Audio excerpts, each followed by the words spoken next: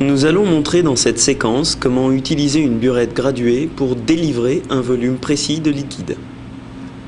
Les burettes graduées permettent de délivrer un volume inférieur ou égal à leur capacité maximale, comprise entre 5 et 100 ml. Elles sont constituées d'un tube calibré, ouvert à son sommet et fermé à son extrémité inférieure par un robinet permettant de contrôler l'écoulement de la solution. On commence par fixer la burette sur un support adapté qui permet de la maintenir parfaitement verticale.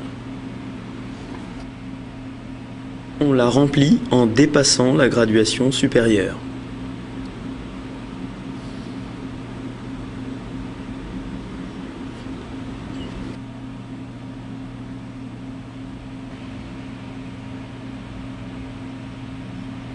On ajuste le zéro en ouvrant le robinet.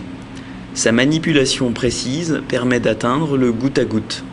Lorsque l'on vide la burette, il faut attendre le drainage complet le long du col, sous peine de surévaluer le volume versé. On effectue la lecture de volume au bas du ménisque en maintenant l'œil face à la graduation pour éviter l'erreur de parallaxe.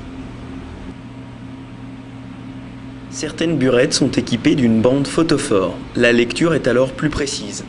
En effet, à l'interface air-liquide, la bande devient plus étroite et semble former une pointe.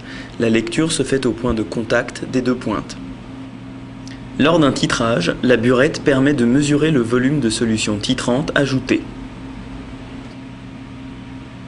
Le robinet est maintenu de la main gauche par les droitiers pour que les déplacements latéraux assurent une meilleure assise. Cela permet de fermer le robinet rapidement.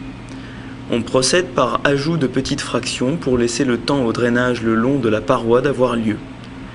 Le volume versé est lu en suivant la même procédure que lors de l'ajustement du zéro.